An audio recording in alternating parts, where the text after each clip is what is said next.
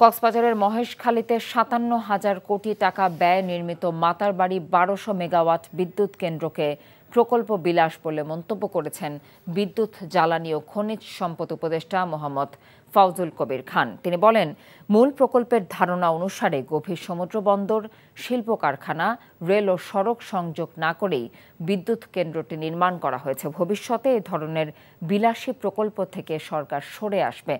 জনগণ সরাসরি উপকৃত হয় না, এরকম প্রকল্প গ্রহণ থেকে বেরিয়ে আসার কথাও জানিয়েছেন তিনি।